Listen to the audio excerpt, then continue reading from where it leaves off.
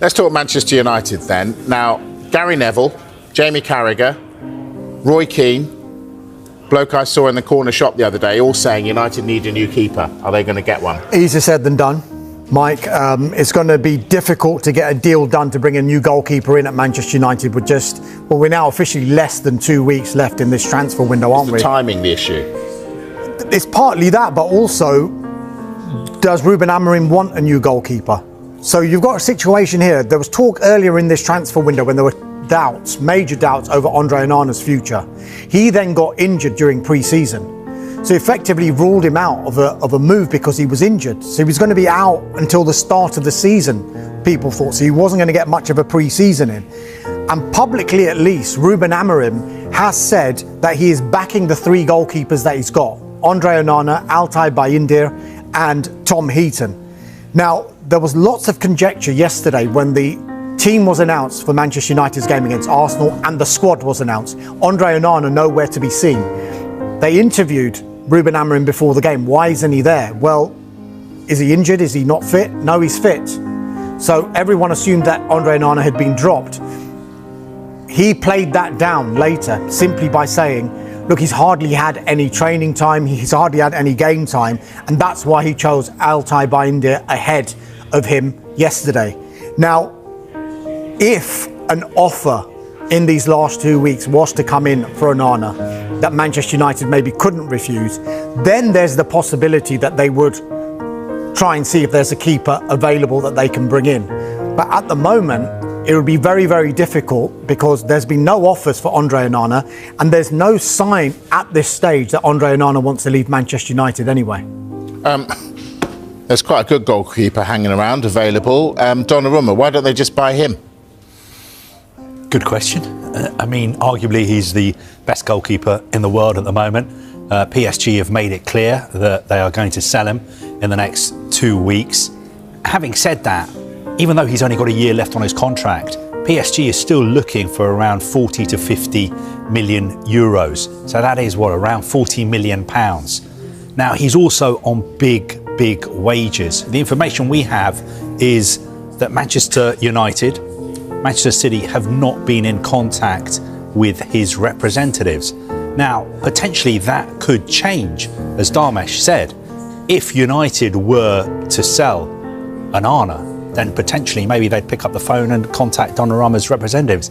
But even then, it'd be very, very complicated because there's the big transfer fee and there's his big wages as well. And you'd have to convince him, I think in United's case, to move to Manchester United because he wouldn't have any European football. And he's going from the Champions League champions. That wouldn't be a case at City. But of course, City would also need to sell somebody like Ederson, but they've just signed a very, very good goalkeeper as well. So I hear what people are saying about Donnarumma. He's available. Why doesn't somebody go out and sign him? It's not quite as simple as that. I'm going to use the B word, brinkmanship. It was less than 2 weeks to go.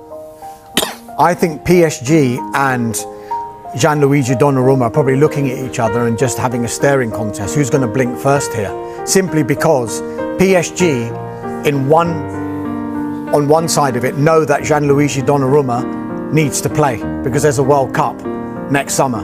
Whereas Gianluigi Donnarumma is thinking, I'm not going to rush anywhere until the project is right. And PSG, he knows PSG want to sell him. So the later this goes in the transfer window, could there be a situation where you get into the final few days and there's a situation where PSG think, we're not going to get the big transfer fee that we wanted. He's only got a year left on his contract. But if we even loan him for this season or even let him go for free in this transfer window, we actually end up getting rid of the wages as well, because you're looking at 15 to 17 million pounds of a saving that they'll make rather than the other bit of brinkmanship where they don't do a deal for him. He'll be the number 2 goalkeeper. He won't play, and yet he'll be paid this huge wage. Where's your gut? What do you think will happen? I think he'll go. I think a few things still have to happen, though. Particularly, we keep hearing about Manchester City, and there's this interest from Galatasaray in Ederson. Now, if that one wants to come to fruition, there is a chance that Manchester City might approach PSG and Gianluigi Donnarumma's representatives. But as Carve said there hasn't been any approach to his representatives at this stage. That's because the two clubs that we keep talking about, the two Manchester clubs, have still got a full complement of goalkeepers in their department. So until that changes, Donnarumma is not going to go to either of those clubs. But the closer we get to the end of the window, because over the weekend, I think a lot of eyes were on the Manchester City squad as well. And Ederson had a stomach bug. That's why he missed that game. Then you've also got to think about what James Trafford must be thinking. He starts the game, he thinks he's the number one, and then if they suddenly go for Gianluigi Donnarumma, where does that leave him? Exactly. At Manchester United yesterday, and there was a debut for Victor Gyökeres. No debut goal, but Clinton Morrison has backed him to be a success under Mikel Arteta and believes that they could win the title this year. It was a hard game for Victor Gyökeres. I don't think you can judge someone after the 65 minutes that he played. Still a lot to come from him. He's a very good striker. He's got good movement.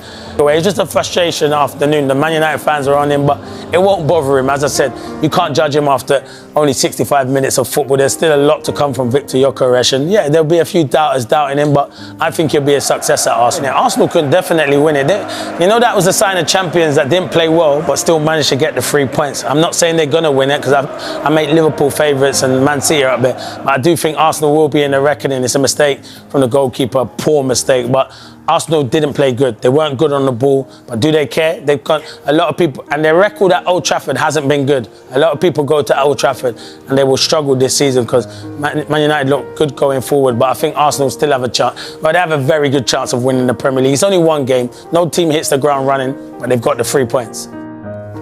Transfer news live. Arsenal get Eze hope. Rodrigo price. Man Ut revive Baleba deal. Isak to Liverpool latest. The transfer window is reaching its boiling point, and the drama is more intense than ever. With just 2 weeks left before the summer window slams shut, Premier League giants are scrambling to seal last-minute deals that could change their season. Arsenal's Eze hope. Just when it looked like Tottenham had stolen the show, Arsenal fans have been handed a glimmer of hope in their pursuit of Crystal Palace superstar Eberechi Eze. Mikel Arteta knows this is the type of signing that could electrify the Emirates, but time is running out and the battle with Spurs is fierce. Rodrigo's price tag drama. Over in Spain, Real Madrid have made their stance clear. Brazilian star Rodrigo won't come cheap. The asking price is sky high, leaving clubs to decide, take the gamble or walk away. Man United's Baleba U-turn. Just when everyone thought United had cooled interest, the Carlos Baleba saga is back. Brighton's powerhouse midfielder could still make the switch to Old Trafford. And fans are buzzing with excitement. Can Ruben Amorim finally get his man? Isak to Liverpool latest. Liverpool, already past a staggering £300 and spend, are still hungry. The big shock, a potential move for Alexander Isak. Klopp knows one more superstar striker could make the Reds unstoppable. Stay tuned, because the next 14 days could deliver some of the craziest transfer twists ever.